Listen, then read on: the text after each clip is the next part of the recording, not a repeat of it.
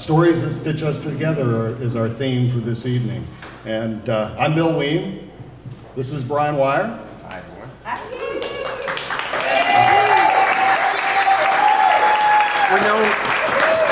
We're known as BW Squared, so that's our name that we have. Now, we're going to be your MCs for this evening. We're going to be helping you to stitch together we're going to be your seamstresses for this evening as we pull all of these great stories together. By the end of the night, we're going to make one heck of a patchwork quilt out of all of these stories. So, how it works. These brave storytellers get 6 minutes, not 7. They can do 5, but I have a feeling they're going to hit 6. Yeah. But if they go beyond 6, actually, when they get to 4, they're going to see this pattern. When they get to 5, they're going to see this pattern. And when they get to 6, Miss Nora Emling with Clever Ogre is going to spank them with that pattern. So, no props, no notes, just a little sweat on their brow, maybe a little nervous sweat. Some of these stories are going to make you laugh. Some of these stories are going to tug at your heart. Some of them are going to find you saying, wow, I thought I was the only one, but I'm not. Isn't that a wonderful thing? So let's loosen up. Let's grab our imaginary needle and thread, and let's get ready to launch this stitching party together. So, our first Story Slam participant, or yes, I'll call you a participant. Yes, Miss Christine Emmanuel, author of the Westcott story, The Phone Call. Christine Broderick Emmanuel. I'm 72 years old. I was born in Pittsburgh, Pennsylvania, the 7th of 9 children in an Irish Catholic family. I identified as Scots-Irish because of my grandfathers on both sides. 5 years ago, Divine Providence greeted me with a phone call that I received from a woman in Walnut Creek, California, who told me that her husband and my mother were first cousins. Their mothers were sisters, and they were descendants of the Westcotts. She was in search of finding a home for the ancestral records of her husband, and she found me. And I agreed to assume ownership of these records.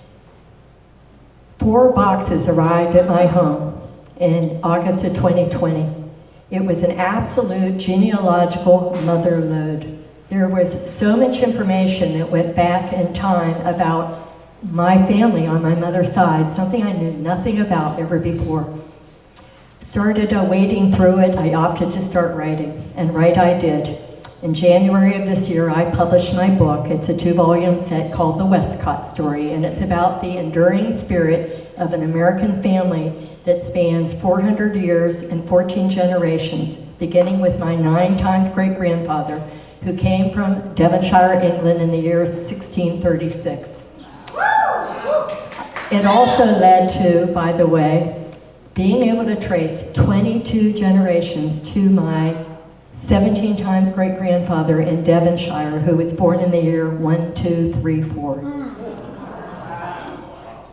So these are some of the remarkable stories that came out of this book. It's long, it's 2-volume. Let me start with Marie de la Warrenberg-Ferry, who with her husband was born and raised in France. They lived as Protestants during the persecution of Protestants by Catholics, and they opted to self-exile to Germany. No sooner did they get there than Marie's husband died. She took her 6 children to London in search of William Penn, found him. He gave her an audience with Queen Anne, who in turn gifted her 2,000 acres in what today is Lancaster County, Pennsylvania. Elizabeth Westcott, she was a neighbor of Robert Morris in Philadelphia, founding father. Philadelphia was the nation's capital at the time.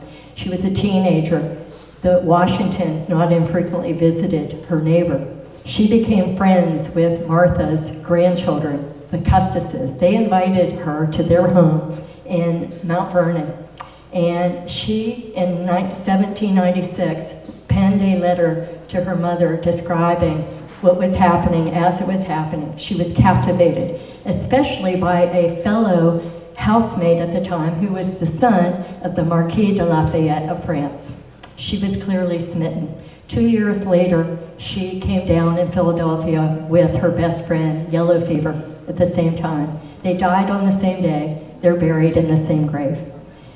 Josie Gould Westcott is my 2 times great-grandmother. She was 6 years old when she experienced the horrific flood of Hickory Run in the year 1849 in Pennsylvania.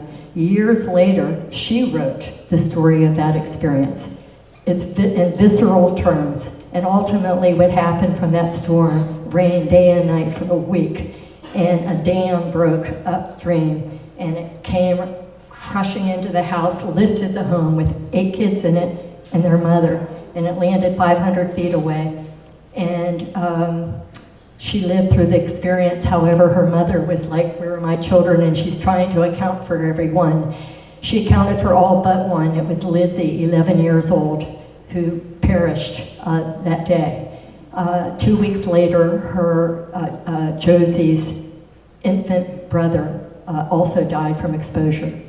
Josie's daughter is Susie Westcott, who was a young adult, and she was vacationing with her family in New Jersey. They were at a hotel, and evidently she had been dating this guy, and he came unbeknownst to the hotel, and he asked her to marry him.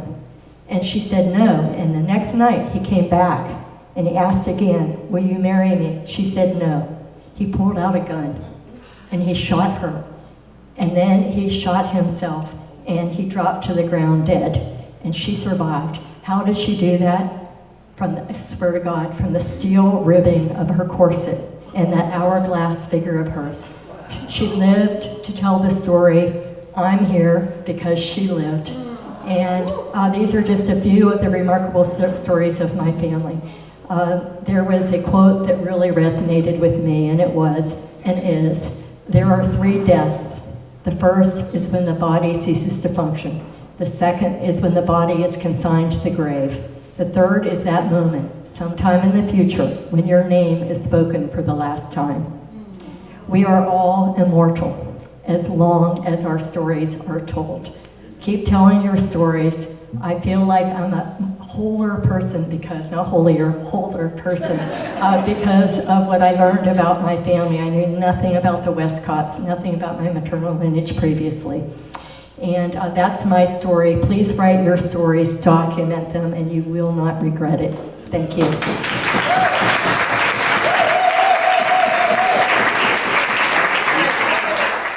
So, on that note, our next speaker is Shawn Graham, a friend.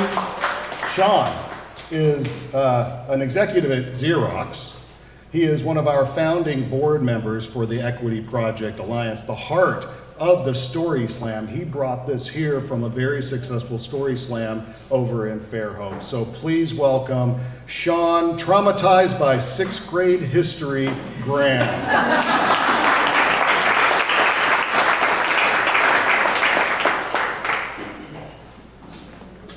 Can you hear me? All right, okay. My story is about traumatization in 6th grade history. If you've seen the movie American History X, I call this like Alabama History X, okay?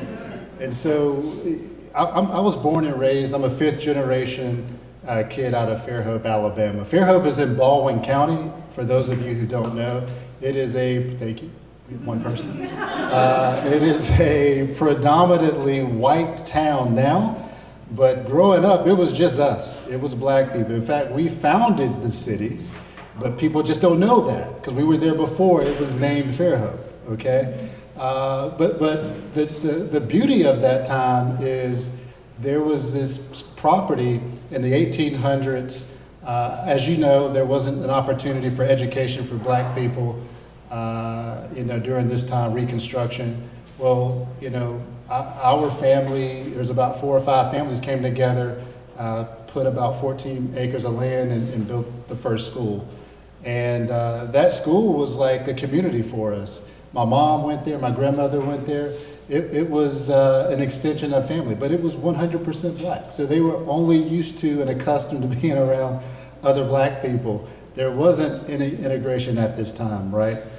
So that property represented so much for my family, our community, and unfortunately, in the 1950s, after Brown versus Board of Education, some guys came and burned down the property. And so that didn't stop us. We ended up coming together and with actually a few white people as well in the 1940s and 50s and 60s and then built a bigger facility with more buildings. Some of the trauma kind of comes after in 1971, mostly for my mom at this point when we were going through integration. And so integration is looked upon by a lot of people as a great thing. And I think in some cases, in some ways it may be, but for our community, when we had our black school with black teachers, and it was us and the way we were educated, right? And the principal, everyone looked like us. So there was this level of trust in community, right? Like you can trust what's being told to you. When 71, integration happened and then everything split up. So that school, which was like a thriving, bustling component of the black community, was sort of ostracized, ironically kind of thrown into the Alabama school system, which I think there should be maybe a law against that, right? A private school that suddenly, okay, integration happened, we're gonna take your school and we're gonna put it in an Alabama Board of Education school system. And it became a public school. And then it became sort of a little bit run down. But what happened after that integration, there was fights. There were people that are now having to get along with each other, right? Now you're in high school, you're intermingling and mixing. And, the white people didn't want us there, and we didn't want to be there. I don't think they knew that part. We didn't want to be there either. We were doing quite fine on our own, right? But that's the traumatization of a community that's being forced to come together when it doesn't feel comfortable, and when people are fighting and people are not getting along, and you don't know who you can trust because the principal is looking at you differently because you're new. And why are you here? And this is our land, right? This is our land. It's the way it comes across.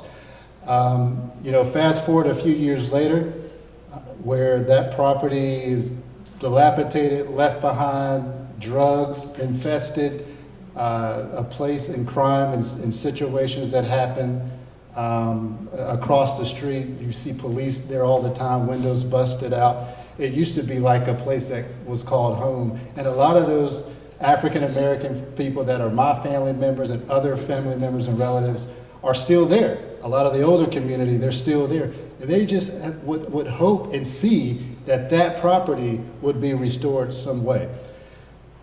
In the 6th grade, I was at that school. It was the Fairhope Intermediate School. We had history class there. And I don't know if you've ever been in history class when we're talking about, American history. We somehow get to the civil rights movement. But before that, we get to the Civil War. And I remember being in class. I was one of probably 2 or 3 black people. And the teacher talked about the Civil War. And I felt so embarrassed and shamed because the way they presented black people. You got to remember, at that same school, I looked at black people as a positive. We weren't slaves, right? We had our own thing. But the way it was demonstrated in that class made me feel such shame. And the way people laughed and looked at me, it was traumatizing. From then, I looked at white people differently because it looked at me as it was something wrong with my blackness. You didn't understand it. You were afraid of it. It was all slaved, right? It was, this is our land, not yours. Why are you? We own you. And the way they talked about it in that class just made me feel shame. A few years after that, there was this white older guy that came upon our family. We had a flat tire. This was on Section Street. And older guy, I'm looking at this guy walk up to us. I was really worried and concerned. Well, this man actually helped us and bought my parents a car. I've never seen a white person do anything that awesome out of the blue. In fact, I was like, can I just be broken down one day? And somebody, is that going to happen?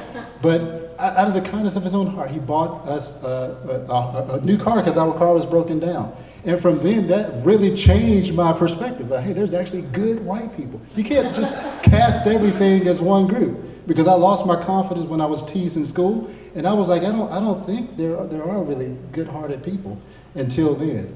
That gift to my family allowed me to look at the world differently. Now on that property, under an organization called Hope Community, we've restored that property.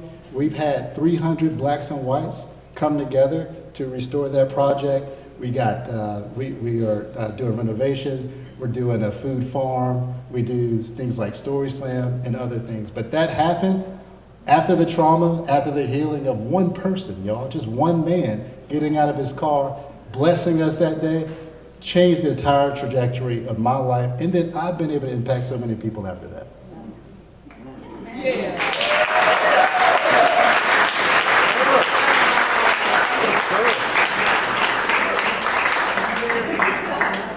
Wow. We can be better. We can do better. We can give away our car. No. Our next speaker is Mr. Shawn Foster. So Shawn is the webmaster of EPA. He is also the webmaster for Innisfree Hotels. Am I using that term correctly? He is the web developer. He is the fountain of all wisdom and knowledge. Please join me in welcoming to the stage Shawn Foster.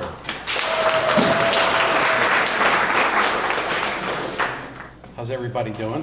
Good. I'm actually, this is the first time I've actually spoken in front of a bunch of people, so this is going to be a little new for me. My name is Shawn. I am the senior web developer for Innisfree Hotels. I also work on the EPA and a couple of other websites. And I thought long and for a week I thought long and hard about what I was going to talk about. And I figured I'd just keep it real with everybody. I was born and raised in Baltimore, Maryland, and you can probably hear my nervousness in my voice. So I'm like, whew. Yeah, I'm not from down here, as you can tell. I was raised by my mother Sue and my father Harold. We lived in a little town called Dundalk, Maryland. And the reason why I wanted to talk about Baltimore is because it's my roots. And I'm sure you people have seen Baltimore represented on Homicide, Life on the Streets, or The Wyer, which is an excellent show, by the way. Growing up, my mother used to always tell me, do not judge a book by its cover. And when I was younger, I never understood that. But as I started growing older and I started to become a teenager, the way my parents raised me was we always opened our house for everybody. And growing up, to me, and the way that my parents raised me, I never seen color. I never seen people's sexual orientations. I just seen people. I seen people's souls. And every weekend, my parents would open up our house and the kids from the neighborhoods would come over and play Nintendo, and everybody just got along. Everybody just loved each other, and you know, it wasn't about who you were, what your background was. And my parents gave me the blueprints to grow up and see people for who they were or who they are, and not where they came from. And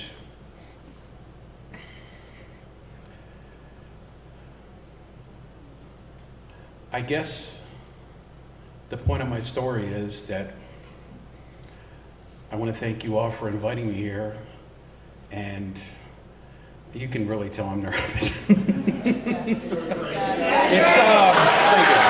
Thank you. I just wanted to tell a story of positivity, because I mean, we're all humans, and I wish that the world would see like how I was raised. I don't look at people for their colors, their sexual orientations. I just look at people for who they are. And it's really weird because the way the world is now, it's like we're going backwards and we're not going forward. And if people, like I come back to what my mother used to say to me, if you judge a book by its cover, you're never going to take the time to open up that book and read about who people are, their backgrounds, where they came from. And I hope that, if anything, someone takes a little bit of something out of what I'm trying to convey. But I want to thank you all for having me here. And I guess that's it.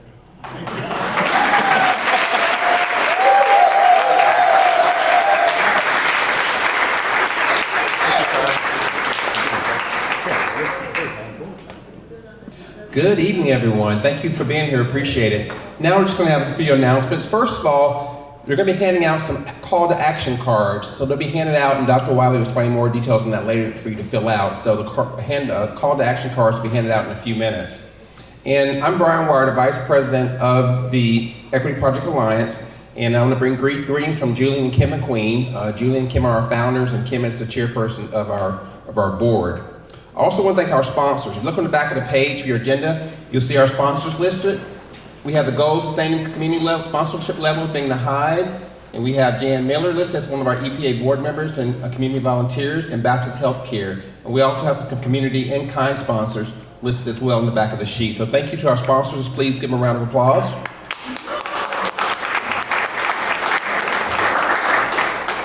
Next, I wanted to thank also our Equity Project Alliance board. If you're on the board, please stand up, please, so we can give you a round of applause and just thank you for your support. All our board members. Thank you so much. And I want to also thank our EPA advisory boards. Our EPA advisory board members, please stand as able to recognize our advisory board. I'm laughing at Dawn because Dawn has sustained a little injury lately, so she can't stand right now, so we're going to just wave from afar. She has a very fashionable boot on right now that's helping her walk around. So thank you, Dawn, for being here. Real dedication, the boot and the cane, and still being here. Thank you, Dawn. Appreciate that. Next, I'd also like to thank our volunteers. All our volunteers, please stand.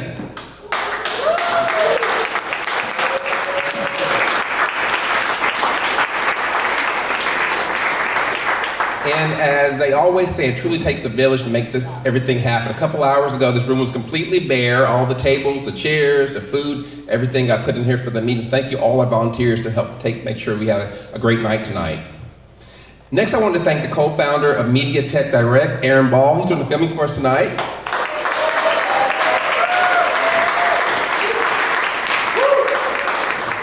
It's so important to capture the memories of what we have in place and capture this, and Aaron's volunteered his time and the energy to help make sure that we have these memories captured. Next, I'd also like to thank the person who set the audio equipment for us. You may confuse it with Beyonce or Holly Berry, but it's Robert Rashad right here from the Cure Institute.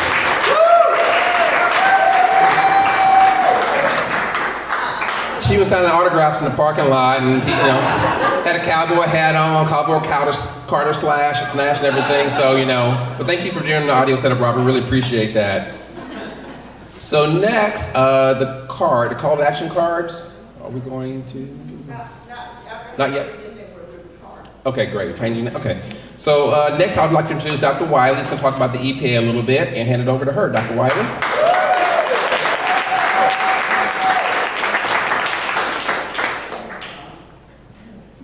So happy to see my cousin Beyonce Jr.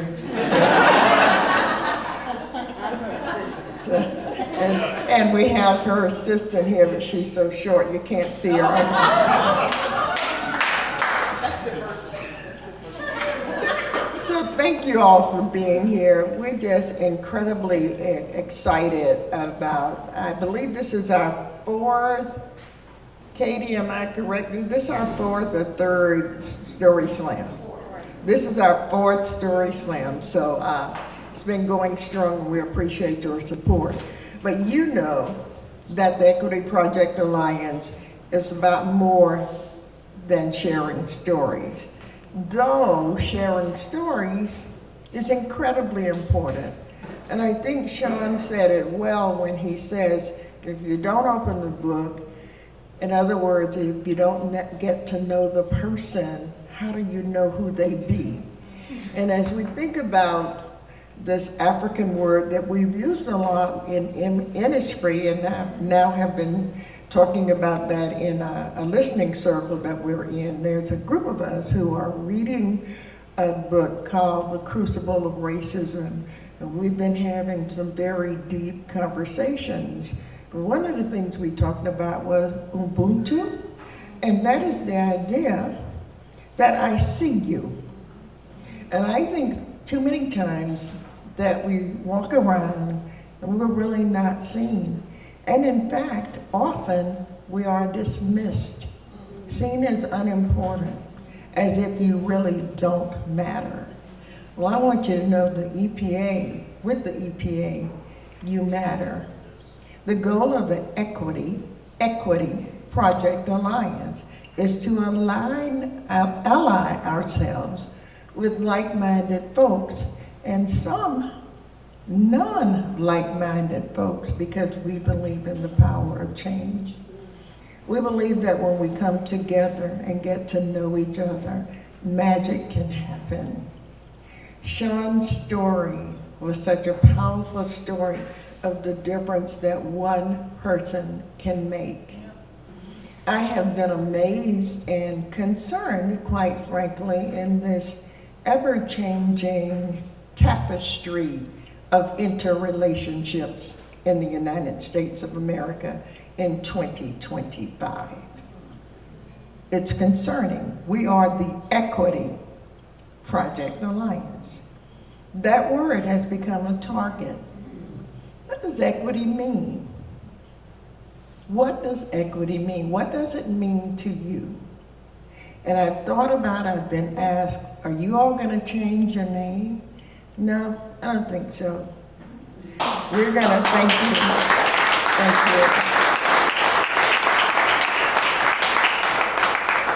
you. We're gonna continue to do what we do, because the bottom line is we're talking about all people. We're talking about a stronger community. We're talking about a community that can do better. We can be that example. Are we gonna look specifically at some disparities in the community? Absolutely. Absolutely, because we want equity. So the Equity Project Alliance has decided that one of our focal points for the next year or so will be looking at disparities in terms of low birth rates and infant mortality as it affects the African American community, and indeed the community of Pensacola, Escambia County, but with the specific focus on doing better for people who are Black. It is no secret that disparities exist. You've seen the data. And for those of us who are in the community, we have lived the lives and are living those lives. But we are hopeful and we're gonna be action-oriented. So thank you for locking arms with us as we seek to make Pensacola, Escambia County, a better community. Indeed, maybe we will be that example of the beloved community.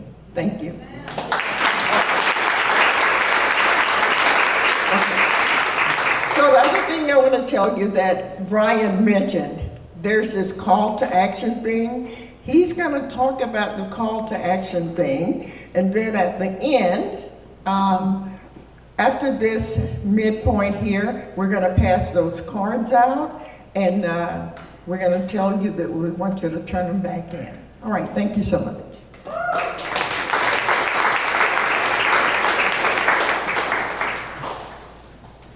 First, as a point of clarification, I'll call myself the vice president. I'm not the vice president or vice chair, but Robin and Beyonce kind of starstruck me and I got a little confused in my title. So I'm the vice chair of the EPA group, not vice president. Wishful thinking. So So we have these call to action cards that we'll be handing out. It says a call to action from the Equity Project Alliance, and it lists here one of the ways to build connections is to be present and genuine curiosity about how your experiences, and list different options for that, and list your email address at the bottom. So when those are handed out, please feel free to fill the information out, give them back to us. We'll collect the information and help compile that data for us as a group. Our next speaker is Dr. Bob Eubanks. He's an author and psychotherapist. Dr. Bob. And the title is Compassion. Round of applause, please.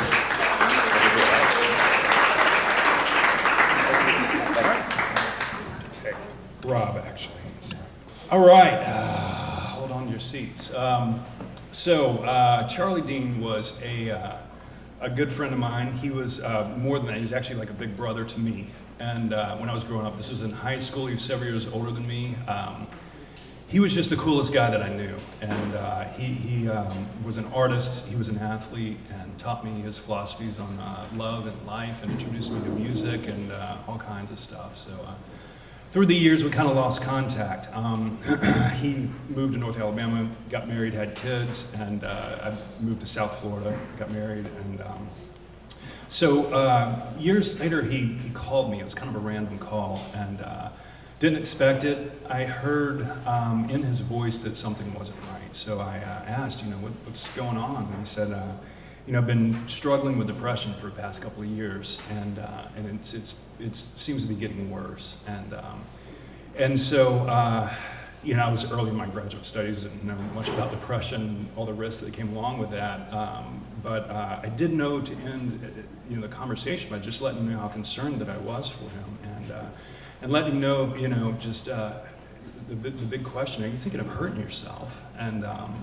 And he said no. He just kind of brushed it off. No, I'm okay. I'm not going to do anything like that. And I didn't know any better but just to leave it at that. And sure enough, a couple of weeks later, I got a phone call. Charlie had shot himself. And fast forward a number of years. Well, no, let's go to the funeral first. And so back at the funeral, this is where things got interesting because I didn't know why someone would choose to kill themselves. I'm sure you've all kind of thought about that question as well. Like, why would somebody do something like that? And a lot of theories that I heard were interesting from the adults around me. I thought he was strong-minded. I didn't realize he was weak-minded. Another one was he must have been on drugs. And another one was this is the favorite one. What a selfish act. And one thing that we learn in social psychology is the fundamental attribution error. So the fundamental attribution error is it's applying judgment to a person's character rather than accurately applying judgment to the situation that caused the behavior. So fast forward a number of years, and master's degree, PhD in psychotherapy, and in my clinical practice, I had Henry show up. Henry had been suffering from major depressive disorder for a number of years, had a history of suicide attempts. And so he came in for help, but this particular day, he was right in the midst of another episode of depression where he was having thoughts of killing himself. And something struck me about Henry, something very profound that made me throw aside the whole protocol that we're supposed to go through of doing a risk assessment and, if they're gonna harm themselves, then we've got to do an involuntary admission to a psychiatric facility, and sometimes if nobody can take them, we have to call the police, they handcuff them, throw them in the back of the car, and that whole thing. I didn't have a thought about any of that because what I saw in him was such sincerity, such authenticity, such transparency that he was sharing with me of the depth of the emotion, of the experience, of the pain that he was in. And so I spent the hour just sitting with him and connecting with that and trying to understand that and wanting to know more. And as a side effect, hopefully having him feel like he's heard and understood. So understanding that opened up inside of me this sense of great compassion that I've never felt for a client to that point. And I felt a lot of compassion through the years for clients, but really to that depth, it was a rare thing. And so I did end the session and had to, of course, Baker acting is what we call it, involuntarily admit him to a psychiatric facility.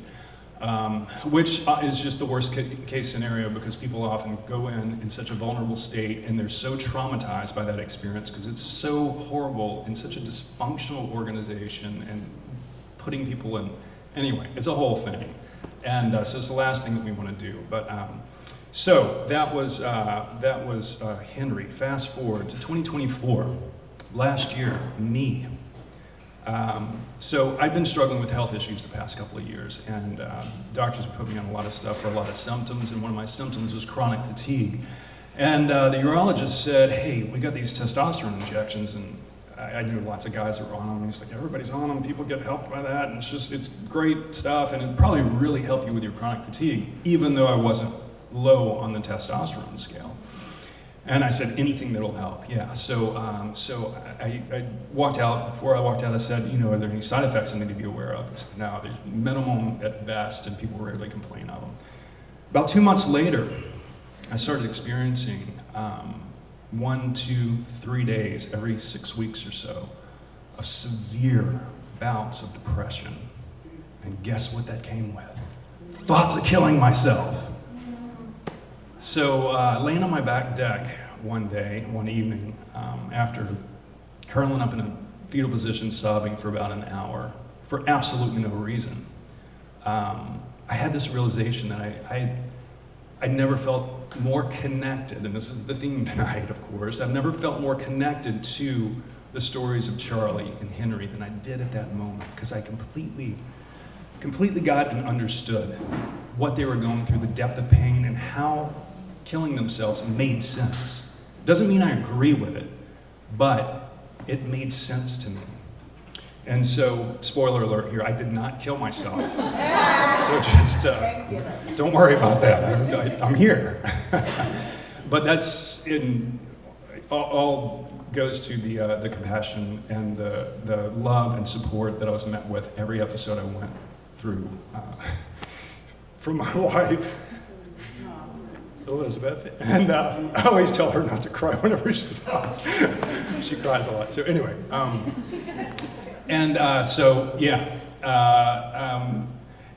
what I walk away from this with is what the fundamental attribution error. We first have to seek to understand someone's situation, then that opens the door for compassion to enter. And then when compassion enters, we can enter into the world with love. So, thank you.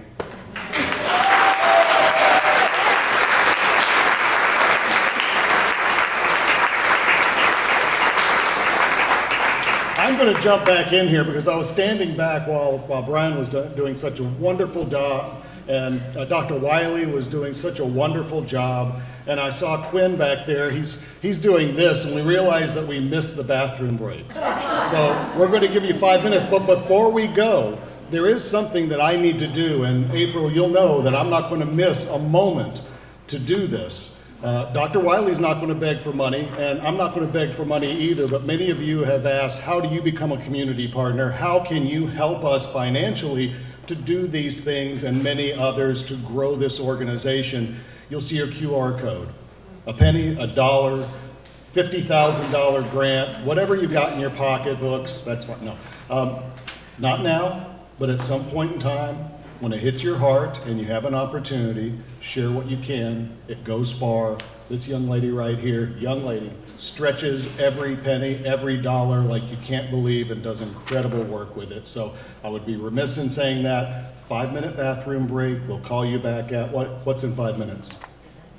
Next person speaking is Sheronda Majors from Blue Cross and Blue Shield, and her speech is going to be Love Teaches.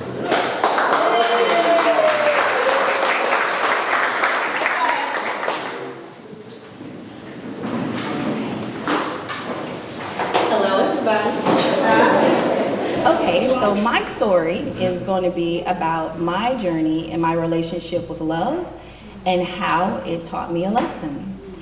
Now, when I turned 40, my daughter graduated from high school. So I went through this journey of finding who I was, who I am, because now she didn't need me anymore, right? I was her guide, I was her chauffeur, but now she can drive herself and she's doing things on her own, and so now I can just concentrate on me.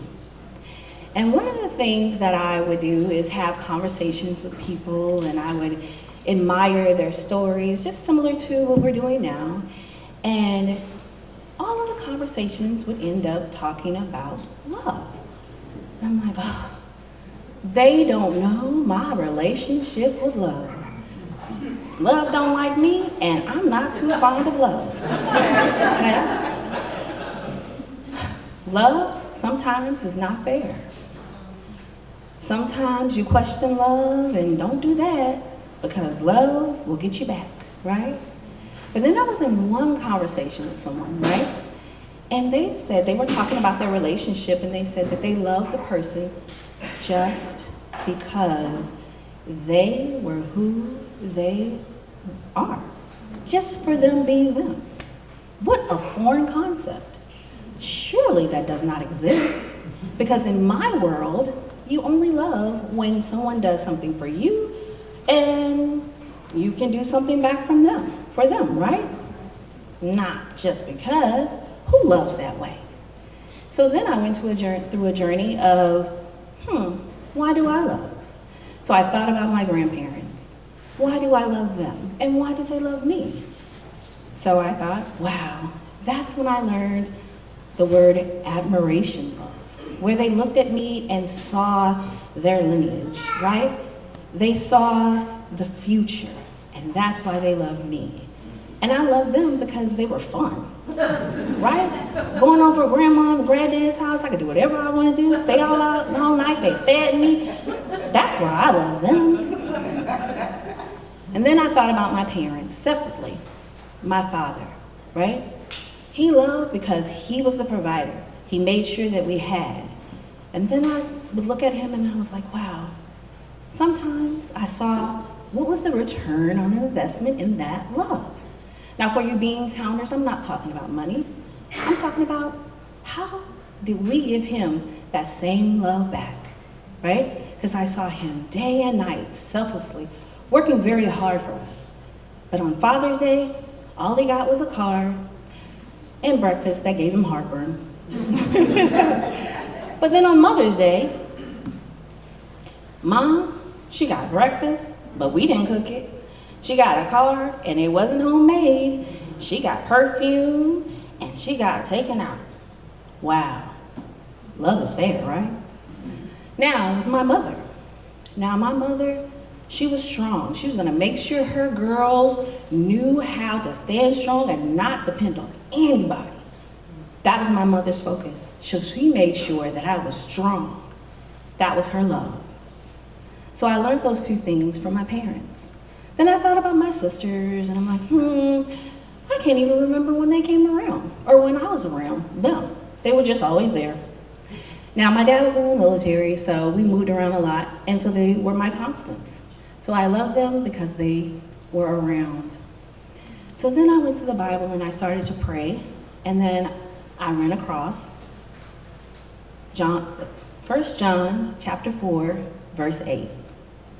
A person who does not love does not know God, because God is love. Wow. Could it be the reason why all of my conversations centered around love was because God was seeking me? Could it be that I did know what unconditional love was, because when I woke up every morning, that was God's love for me, because it's not promised to anybody? And then, wow, my relationship with God, not God, but love, was it difficult because of me and my mind and the things that I have gone through? Wow. Then I learned accountability love, right? You have to be accountable. And you have to look within yourself and how you receive love and how you give love and how you appreciate those people around you. So I'm going to give you all something that my grandmother gave me. Many, many gems, but there's two things that she taught me. She taught me to first, one, choose my words wisely, because my words are important. And then the second thing that she taught me was live. Life will be your best teacher. So thank you all for letting me share my relationship and my lesson on love.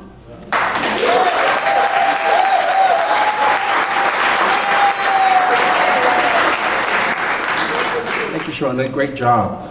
Our next speaker was unable to make it tonight.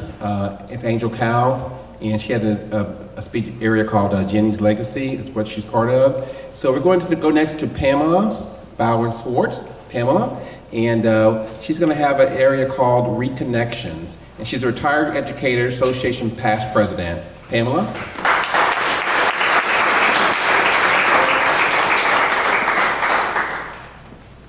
Well, I celebrate every day with heartfelt gratitude for all of the people who have stitched me together as a person. I was born 77 years ago in Abbeville County, South Carolina, whose claim to fame is that Jefferson Davis's War Council officially formed and disbanded the Confederacy. But my parents, who grew up in the Great Depression, got married during World War II, and then after the war, I was born during the presidency of Harry Truman, and my middle name is Bess, after the First Lady's name at the time. But my maternal grandmother's first name was Bessie, and I've always been very grateful they did not add the IE to my name. But my maternal and paternal grandmothers and the extended family network of aunts, uncles, cousins were so important to my early years and my formation as a human being, and the foundation of faith, hope, and love that they gave me that has seen me through life's changes and challenges. And I've not always been as faithful as I should have been, but I've learned lessons the hard way, and I am so grateful for all of the people that have accepted me as a human being with my flaws and my weaknesses, but have helped me move forward with a life of lifelong learning. And life is a gift which is better when shared with all the people who are willing to share themselves and their stories with you.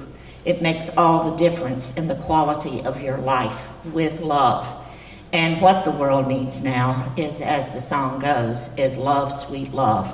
That will overcome anything, as we just heard in the former story. But my real story topic is school days, dear old golden rule days. And when I started to school out in the country, I had the same first grade teacher my father had, Miss Hazel Crowder. She was ancient then. And my second grade teacher was a great aunt, Miss Eunice Bowen, who her husband, Uncle Stucky Bowen, had been sort of a surrogate father when my father's father died, when my father was only 10 years old. And he was the next to the youngest of 4 children that my widowed grandmother had farmland that she leased, and she was the cook at my country school. And she had one black helper, Ernestine, and we would visit Ernestine and swap garden products and different things over the years that I lived up there.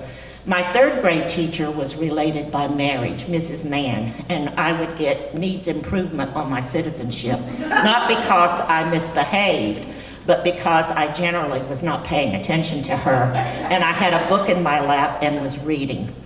So in the middle half of third grade, my father and mother, who were shift workers at the textile mill, if you weren't a farmer, you worked in the mills in South Carolina. And my father decided to move the family in 1957 in February. My younger sister, 2 years younger, was in the first grade. My toddler brother was only 2 years old.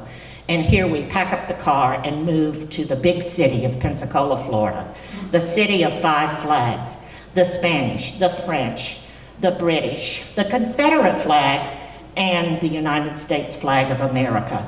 And I had to go to 4 different elementary schools within the first 2 years because there was a housing shortage. We lived in a 2-room apartment and shared a bathroom for the first few months. Then we had a shotgun house, and before my parents bought the house where we lived, and they lived until they died, I had many friends, and It was recently that graduating from Pensacola High School, I'm walking my dog down the street in North Hill. I've been blessed to touch on every continent and to make friends of red, yellow, black, brown, and white, and many cultures that have enriched my life. But here stops this car, and this wonderful, friendly black lady comments on my cute pooch, my cute dog. And I do have an adorable mini poodle that I am trying to survive his puppy phase. But we get to talking, and she says, and I am agreeing, we both graduated in the class of 1966 from Pensacola High School.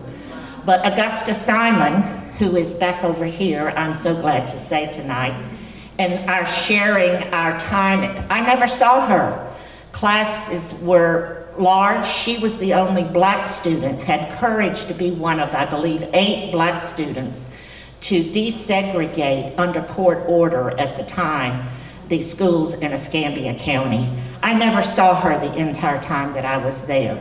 But since that time, we have reconnected. She's my neighbor in North Hill. So the golden rule is do unto others as you would have them do unto you. Have the courage to speak to people on the street. You never know how your stories are going to reconnect you. And my life has been so blessed with all of the people of various races and cultures. And life is a gift, as I said, which is better when shared. Abraham Lincoln, my favorite president, said, "It's not how many years in your life, it's how much life in your years." Loving life, liberty, learning, and the Lord and one another. We are not independent people. We will benefit by being interdependent and finding out the interesting stories and information that we can learn from each other. And that's because of our foundation of faith, freedom, family, and friends. And education enriches and empowers everyone, everywhere. Thank you.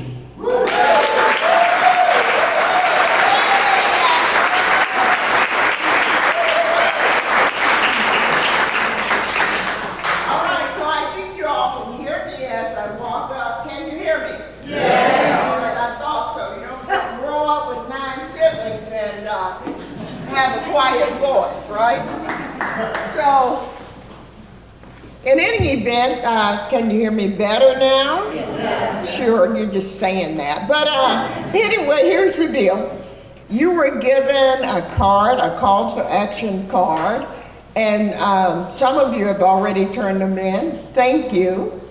For those of you who have not yet completed the card, please do so, because we're going to reach back out to you and we're going to say, this is what you said you were going to do, and we want to know, are you doing it? So we're going to give you a minute or two. For slower readers, we'll give you 5 minutes. You ain't right. I know. So if you will, complete the card, and some of the volunteers will come around and pick the cards up. You can just leave them on the table. If you need a card, please raise your hand and we will bring a card to you.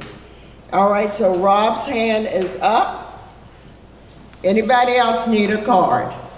I want to let you know about the next event that's coming up. Now, this event usually goes very quickly. August 14th, a conversation in black and white, Dick Appleyard and Ernest Dawson. Yeah. And so these are two guys who graduated Pensacola High School together. You just heard our previous speaker talk about when integration occurred. And so Ernest will tell his own story, but he was one of the few African Americans at Pensacola High School, and the journey is an interesting one. So hopefully you'll come out. We'll have dinner catered by Mr. Matt, and it's going to be an amazing time. Our next Story Slam will be this place. Thank you. You're so good. This is why, is he? Oh my gosh. I love Isn't she yummy? And he's yummy. Oh my gosh. So October 16th, right here.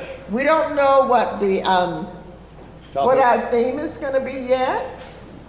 On the back of the page, write down ideas. Yeah. Let it come from Oh, you. that's a good idea.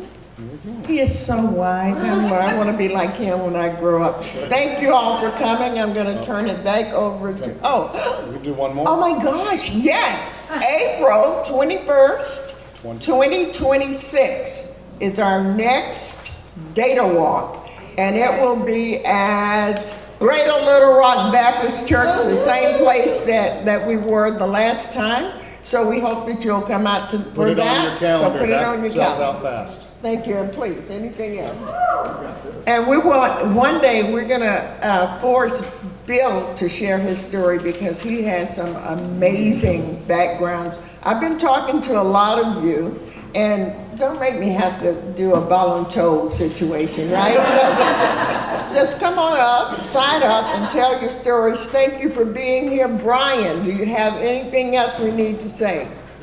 And Brian and Bill, can we give them a hand for a great job?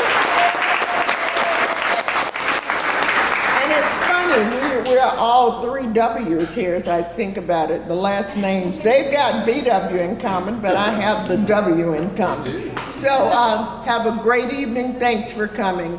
And if you want to mingle for a while, you can do so. Otherwise, that ends our evening. Thank you.